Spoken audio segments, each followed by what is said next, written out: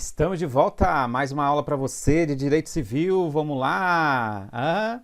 E aí, gostaram das 3 primeiras? Isso aí, galera, a gente está apenas começando, né? Então tem muita coisa para ver aí, só 2.000 artigos, né? E estamos apenas começando. Então, de uma forma bem leve, bem simples, né? A gente vai passando o Direito Civil, os artigos iniciais são bem tranquilos, né? Teve ali o início, né, que a gente passou ali do entendimento do direito civil, como que ele foi criado, né? Então toda aquela teoria inicial. E agora a gente, né, a gente vai começar agora a entrar aí nos artigos, né, e do direito civil. Então, para essa aula é interessante você seguir com o manual, né, com o código aí de direito civil. O mais atualizado é o que está no Planalto, então você entra no Google, baixa lá Direito Civil Planalto e pega lá o código atualizado, né?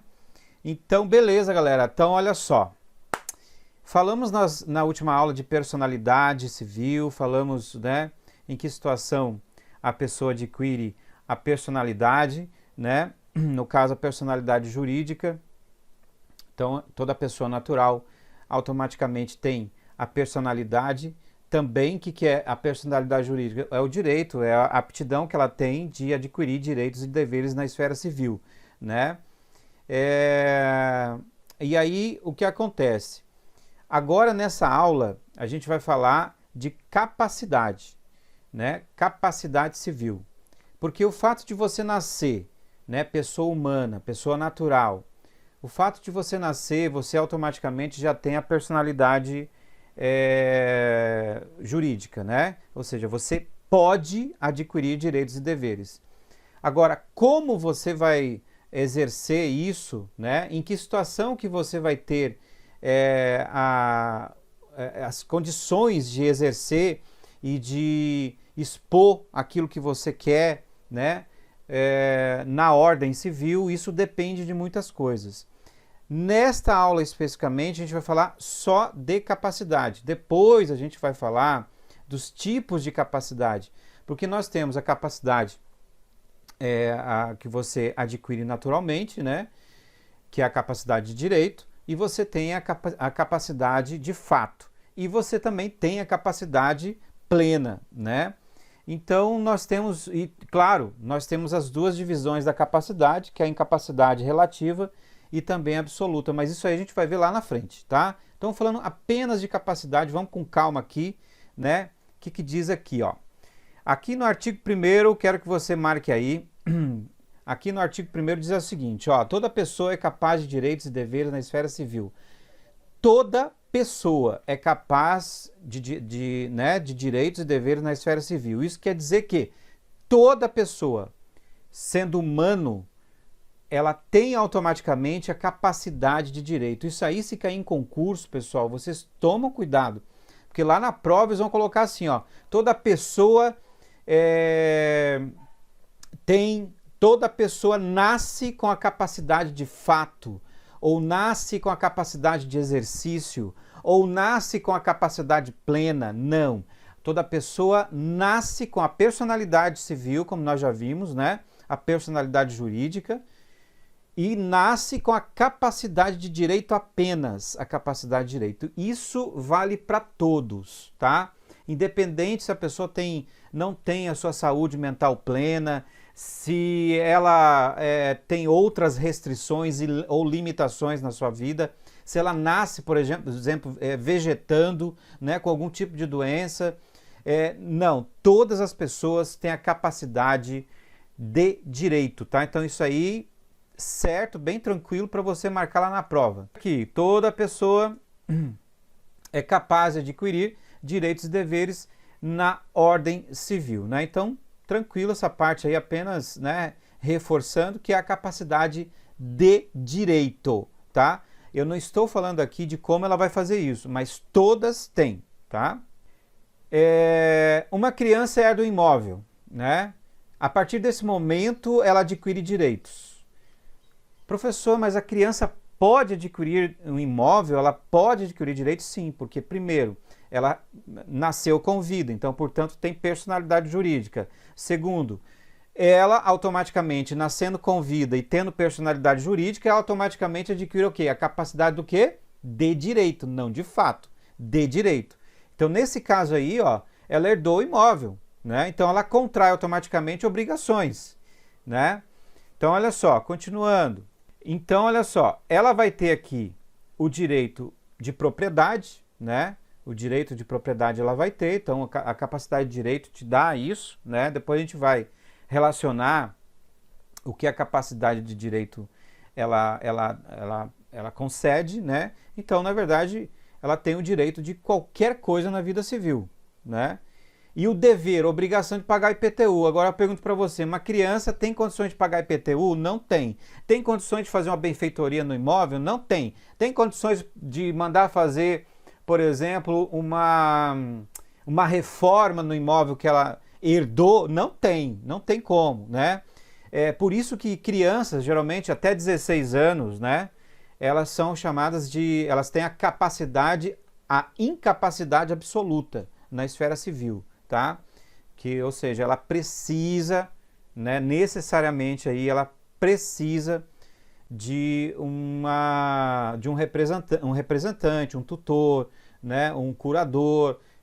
Aí você tem os incapazes relativos, a gente vai falar sobre isso também, né?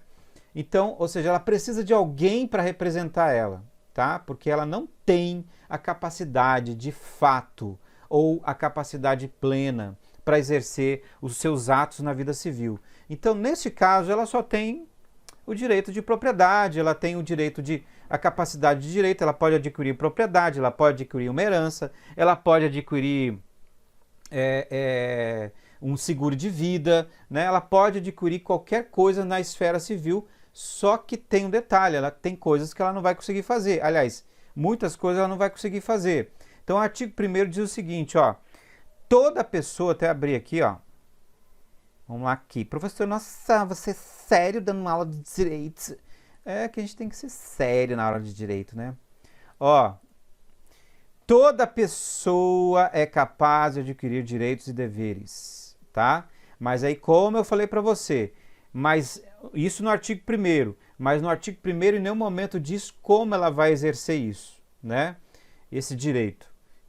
Então, ele só diz que toda pessoa tem direito, né, de adquirir tem capacidade de adquirir direitos e deveres na esfera civil. Portanto, diz o seguinte, portanto, o artigo 1º diz que toda pessoa possui a capacidade de direito e não a capacidade de exercício ou de fato, como eu já tinha falado aqui, tá? Então, isso aqui é importante, pessoal, para vocês anotarem isso aí para a prova, porque lá na prova, eles vão pegar você, vão falar o seguinte, que toda pessoa já nasce com a capacidade de exercício de fato. Não, tá? Não. A capacidade de exercício de fato, ela é adquirida com base em alguns elementos. Por exemplo, quando você se emancipa, emancipação, quando você, por exemplo, passa no concurso público, quando você adquire a maioridade, no caso 18 anos, independente se é homem ou mulher, né?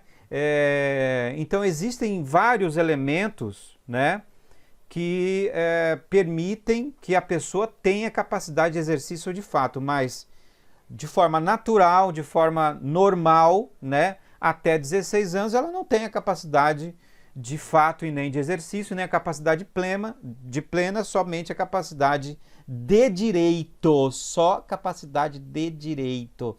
Anote aí, tá? Bem tranquilo essa parte. Professor, essa foi bem legal, então. Aí só para você anotar aqui, ó. Capacidade de direito, todos têm ao nascer, portanto, nós temos automaticamente a personalidade jurídica e também a capacidade de direito, mas não temos a de exercício ou de gozo, né? Ou seja, a capacidade de exercício ou de gozo, ou também a capacidade de fato, gozo ou fato, é quando você pode exercer todas, né, as atividades, né, na esfera civil sem depender de ninguém. Então, nós não temos isso quando nós nascemos, tá? Então, podemos dizer que nós temos uma capacidade de direito e ela é limitada, tá? E ela é limitada. Pode colocar aí, tá? Muito bem. Aí, continuando aqui no slide, eu quero que você anote isso. Isso aqui eu fiz aqui só para você anotar o seguinte, ó. Em resumo, nós temos o seguinte: capacidade de direito mais a capacidade de fato. Isso dá o quê? A capacidade plena. Isso aqui é importante você marcar para a prova. Você nasce com a capacidade de direito. Ao longo da sua vida vão acontecendo coisas que automaticamente você vai adquirir também a capacidade de fato de exercício.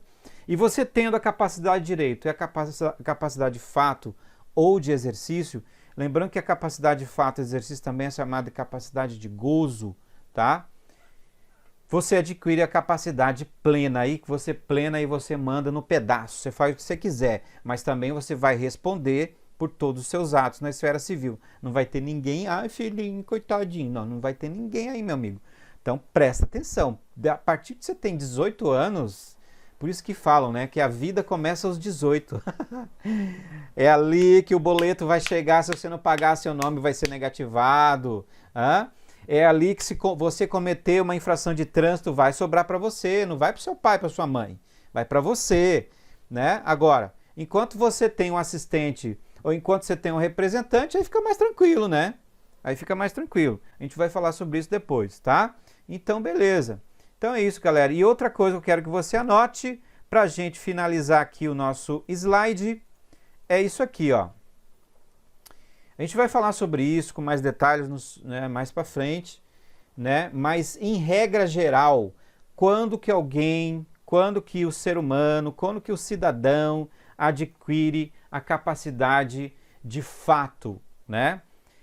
Ao completar 18 anos, eu quero que você anote, pela concessão dos pais, no caso isso aí é a emancipação, né?